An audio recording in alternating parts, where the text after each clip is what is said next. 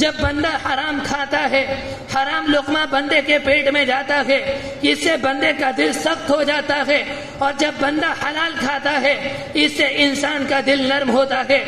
علماء نے لکھا کہ پیٹ کی مثال ٹینک کی طرح ہے، اگر ٹینک کے اندر پانی صاف ہوگا تو ٹنکیوں میں سے پانی پاک نکلے گا، اور اگر ٹینک کے اندر پانی ناپاک ہوگا تو ٹنکیوں کے اندر سے پانی ناپاک نکلے گا۔ اگر ہمارے پیٹ کے اندر غذا حرام کی جائے گی، ہمارے اعضاء سے نکلنے والے اعمال سارے کے سارے خراب ہوں گے، اور اگر ہمارے پیٹ کے اندر غذا حلال کی جائے گی تو ہمارے جسم کے اعضاء سے نکلنے والے تمام کے تمام افعال، تمام کے تمام اقوال سارے کے سارے اچھے ہوں گے۔ حرام کے نقصانات کئی ہیں۔ جب بندہ حرام کھاتا ہے تو اس کا نقصان بندے کو آخرت میں ہوگا، اور اس کا نقصان دنیا میں بھی ہوتا ہے۔ جب بندہ حرام کھاتا ہے یا حرام طریقہ اختیار کرتا ہے یا حرام طریقے کے مطابق کاروبار کرتا ہے تو آخرت میں تو نقصان یہ ہوگا، اللہ اٹھا کر جہنم میں ڈال دے گا۔ دنیا کے اندر نقصان یہ ہوتا ہے، اللہ اس کے مال میں سے برکت لے لیتا ہے، اسے حرام کے ذریعے لگتا ہے کہ میرے پاس بہت تیزی کے ذریعے پیسہ آ رہا ہے، جس تیزی کے ساتھ حرام کے ذریعے پیسہ آتا ہے اس سے زیادہ تیزی کے ساتھ انسان کے پاس سے وہ پیسہ چلا جاتا ہے۔ حرام کا نقصان یہ ہے، اللہ نے ایمان والے بندوں کے اندر ایک ایمان کا نور بنایا ہے، ایک ایمان کا شعور پیدا کیا ہے، ایک ایمان کا احساس پیدا کیا ہے۔ جب بندہ حرام کھاتا ہے، حرام طریقہ اختیار کرتا ہے، اس کے نتیجے میں اللہ بندے کے اندر سے جو ایمان کا شعور ہے اس کو لے لیتا ہے، اسے حلال اور حرام میں فرق نہیں لگتا، اسے حرام الگ نظر آتا ہے، اسے حرام اور حلال میں کوئی فرق نظر نہیں آتا، اسے دونوں کے دونوں ایک نظر آتے ہیں۔ وجہ یہ ہوتی ہے ایمان کا جو شعور اس کے اندر تھا وہ اللہ نے لے لیا۔ جب کوئی بندہ حلال کھاتا ہے، اس کی زبان پر کوئی مشکوک جملہ جاتا ہے، اس کے دل کے اندر ایمان کا شعور ہوتا ہے، ایمان کا شعور اسے بیدار کرتے ہیں، اسے بتا دیتا ہے کہ تمہاری زبان کے اوپر جو لقمہ گیا وہ حرام کا ہے، اسے اپنے پیٹ کے اندر مت اتارنا، اس کے نقصان بہت ہیں۔ وہ بندہ اپنی زبان سے وہ لقمہ ہٹا دیتا ہے۔ نقصان اتنے ہیں، جب کوئی بندہ حلال کھاتا ہے اس کے بعد کوئی گناہ کرتا ہے، کرنے کے بعد وہ اپنے گناہ پر نادم ہوتا ہے، وہ اپنے گناہ پر شرمندہ ہوتا ہے، اور اسے اپنا وہ گناہ پہاڑوں کی برابر نظر آتا ہے۔ پہاڑوں کی برابر کیوں نظر آتا ہے؟ اس لیے کہ وہ حلال کھاتا ہے،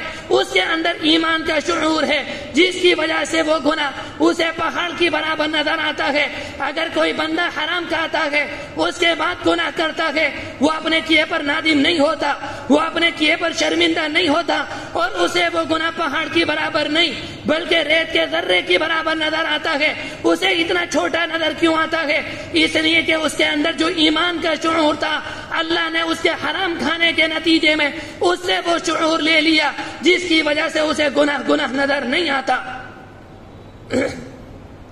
میرے بھائیوں،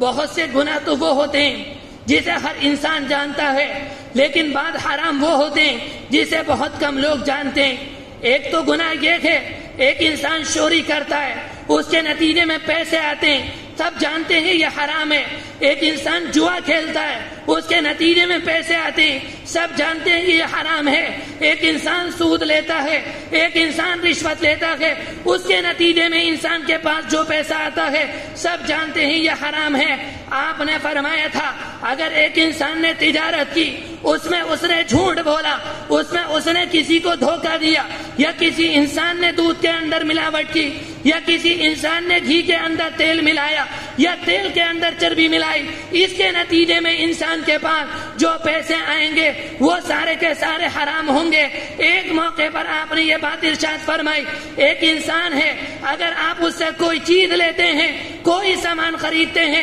وہ خوش دلی سے آپ کو دے دیتا ہے، وہ آپ کے لیے حلال ہے، لیکن آپ اس کی غربت کا ناجائز فائدہ اٹھاتے ہیں، اس کا سامان 10 روپے کا ہے، وہ انسان غریب ہے، اس کے وہ انسان بیچنے پر مجبور ہے، آپ اس سے 5 روپے کا خرید لیتے ہیں۔ آپ نے اس موقع پر یہ بات ارشاد فرمائی تھی اگر تم نے اس طریقے سے کسی انسان سے مال خریدا تب بھی تمہارے لیے یہ حلال نہیں۔ میرے بھائیوں، یہ حرام اور حلال ہیں۔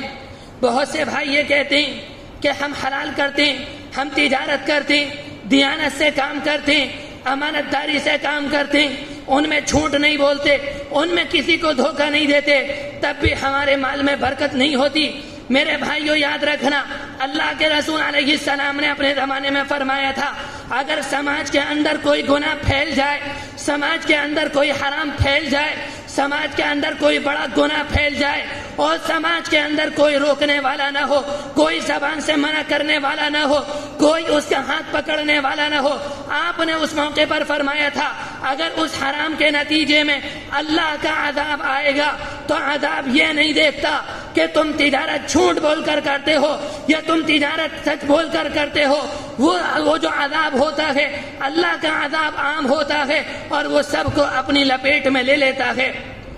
ایک زمانہ میرے بھائیو وہ تھا جس زمانے کے اندر مسلمان تجارت کرتے تھے اور مسلمانوں کی تجارت کے اندر امانت ہوتی تھی، مسلمانوں کی تجارت کے اندر دیانت داری ہوتی تھی، مسلمان جھوٹ نہیں بولتے تھے، مسلمان دھوکہ نہیں دیتے تھے۔ یہ وہ زمانہ آ گیا کہ تجارت کے اندر سے امانت داری ختم ہو گئی، تجارت کے اندر سے دیانت داری چلی گئی، تجارت کے اندر جھوٹ آ گیا، تجارت کے اندر دھوکہ آ گیا، تجارت کے اندر گڑبڑی آ گئی، اور آج مغربی اقوام نے ان چیزوں پر قبضہ کر لیا جو مسلمانوں کی چیزیں تھیں، جس کی وجہ سے انہیں ترقی مل رہی ہے، جس کی وجہ سے ان کے پاس حکومتیں ہیں، جن کی وجہ سے آج ساری دنیا پر وہ منڈلاتے ہوئے نظر آتے ہیں، آج ساری دنیا میں بڑی سے بڑی تجارت ان کے پاس نظر آتی ہے۔ حضرت شفیع عثمانی رحمت اللہ علیہ اپنے زمانے میں فرمایا کرتے تھے، باطل دنیا کے اندر کبھی ترقی نہیں کر سکتا،